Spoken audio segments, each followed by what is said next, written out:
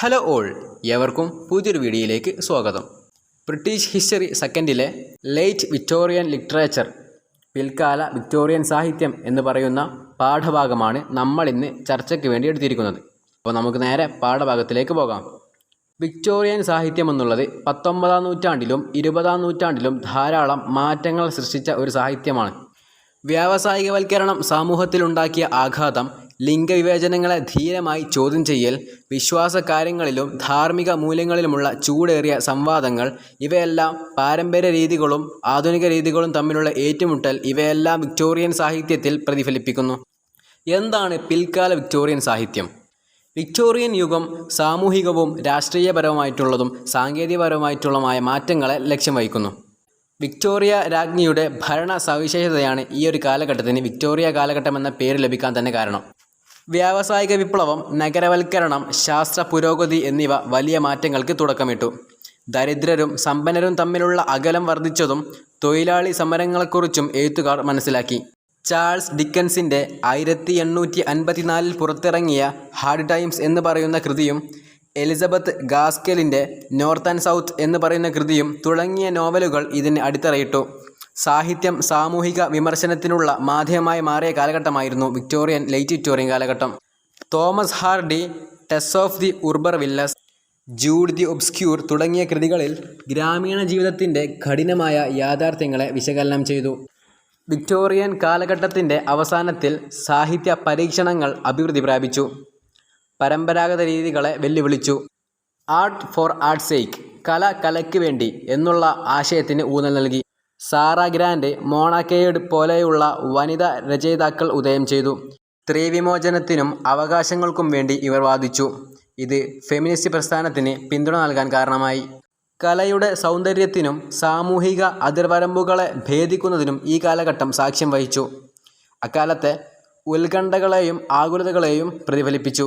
1897 പുറത്തിറങ്ങിയ Bram സ്റ്റോക്കറുടെ Dracula എന്ന് പറയുന്ന കൃതി അജ്ഞാതരെക്കുറിച്ചുള്ള ഭയവും, the turn of the screw 1898 പുറത്തിറങ്ങിയ the turn of the screw പോലെയുള്ള കൃതികളിലൂടെ ഹെൻറി ജെയിംസിനെ പോലെയുള്ള എഴുത്തുകാർ മനഃശാസ്ത്രപരമായ അവ്യക്തതകളെയും മനുഷ്യബോധത്തിൻ്റെ സങ്കീർണതകളും വിശദമാക്കി.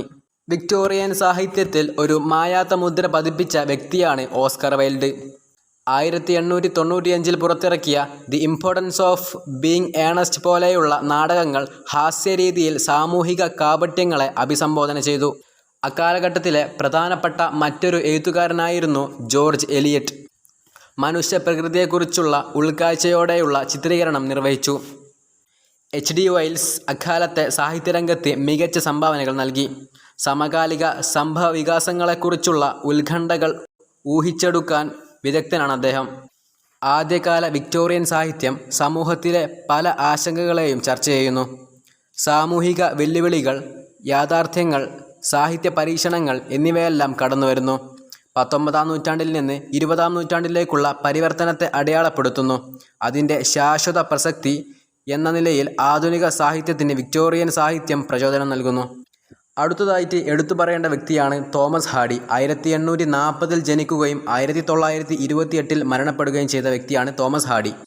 നോവലുകൾക്കും കവിതകൾക്കും ചെറുകഥകൾക്കും പ്രാതിനിധ്യം നൽകിയ വ്യക്തിയാണ്.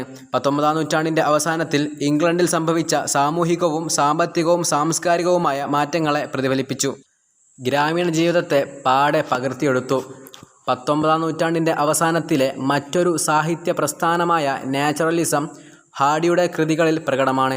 അദ്ദേഹത്തിൻ്റെ നോവലുകൾ പലപ്പോഴും പരിസ്ഥിതിയെക്കുറിച്ചും പരമ്പരാഗത സ്വഭാവത്തെ ചിത്രീകരിക്കുന്നു.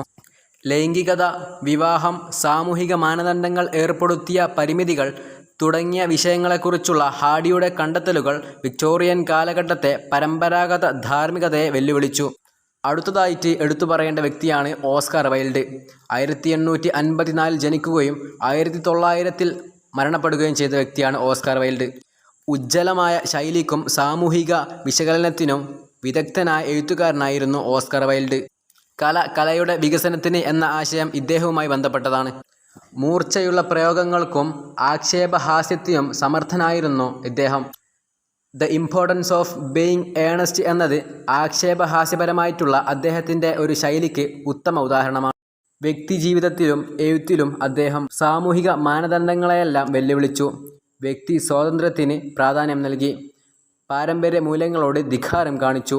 ഇവ ഇദ്ദേഹത്തിൻ്റെ സവിശേഷതകളാണ്. വിക്ടോറിയൻ ഇംഗ്ലണ്ടിൽ ക്രിമിനൽ കുറ്റമാക്കിയിരുന്ന സ്വവർഗരതിയുടെ പേരിൽ വൈൽഡിന് ജീവിതാവസാനം വരെ നിയമപരമായ പ്രശ്നങ്ങൾ നേരിടേണ്ടി വന്നു. ജയിൽവാസവും തുടർന്നുള്ള ആരോഗ്യ പ്രശ്നങ്ങളും അദ്ദേഹത്തെ വല്ലാണ്ട് ബാധിച്ചു. ഇത് അദ്ദേഹത്തിൻ്റെ കരിയറിനെ വളരെയധികം ശക്തമായി ബാധിച്ചെങ്കിലും അദ്ദേഹത്തിൻ്റെ പൈതൃകം നിലനിന്നു. കലാപരവും വ്യക്തിപരവുമായ സ്വാതന്ത്ര്യത്തിൻ്റെ പ്രതീകമായി അദ്ദേഹം മാറി. ഹാസ്യവും തമാശ നിറഞ്ഞതുമായി നർമ്മം നിറഞ്ഞതുമായ രീതിയിൽ സങ്കീർണമായ ആശയങ്ങളെ അവതരിപ്പിക്കാനുള്ള അദ്ദേഹത്തിൻ്റെ ആ ഒരു കഴിവ് ജനപ്രീതിക്ക് കാരണമായി. അടുത്തതായിട്ട് എടുത്തു പറയേണ്ട വ്യക്തിയാണ് ജോർജ് ബെർണാഡ് ഷാ. വിക്ടോറിയൻ സാഹിത്യത്തിലെ പ്രമുഖ എഴുത്തുകാരനായിരുന്നു ജോർജ് ബെർണാഡ് ഷാ. 1856 ജനിക്കുകയും 1950 മരണപ്പെടുകയും ചെയ്ത വ്യക്തി. പ്രഗത്ഭനായ നാടകകൃത്തും നിരൂപകനും തർക്കശാസ്ത്രകാരനുമായിരുന്നു George Bernard Shaw. Arms and the Man എന്ന ആക്ഷേപഹാസ്യം യുദ്ധസങ്കല്പങ്ങളെ പരിഹസിച്ചു. വിക്ടോറിയൻ കാലഘട്ടത്തിലെ സാമൂഹിക മാറ്റങ്ങളെയും ഭൗതിക വ്യവഹാരങ്ങളെയും ഷാ പ്രതിഫലിപ്പിച്ചു. സ്ത്രീകളുടെ വോട്ടവകാശത്തിന് വേണ്ടി വാദിച്ചു. അദ്ദേഹത്തിൻ്റെ രാഷ്ട്രീയവും സാമൂഹികവുമായ നിലപാടുകൾ തൻ്റെ കൃതിയിലൂടെ പ്രതിഫലിപ്പിച്ചു. കൂടാതെ തൻ്റെ കാലത്തെ നിലവിലുള്ള സാമ്പത്തിക രാഷ്ട്രീയ വ്യവസ്ഥകളെ വിമർശിക്കാൻ അദ്ദേഹം തൻ്റെ വേദിയെ ഉപയോഗപ്പെടുത്തി. അപ്പോൾ ഇത്രയൊക്കെ കാര്യങ്ങളാണ് പ്രധാനമായിട്ടും പിൽക്കാല വിക്ടോറിയൻ സാഹിത്യം എന്ന് പറയുന്ന പാഠഭാഗത്ത് നമുക്ക് ചർച്ച ചെയ്യാനുള്ളത്. ഈ ഒരു വീഡിയോ നിങ്ങൾക്ക് ഉപകാരപ്രദമായെന്ന് കരുതുന്നു. ഉപകാരപ്രദമായെങ്കിൽ തീർച്ചയായും നമ്മുടെ ചാനൽ സബ്സ്ക്രൈബ് ചെയ്യുക. പരമാവധി നിങ്ങളുടെ ഫ്രണ്ട്സുകളിലേക്ക് ഷെയർ ചെയ്യുക. മറ്റൊരു വീഡിയോയുമായി വീണ്ടും കാണാം. Good bye.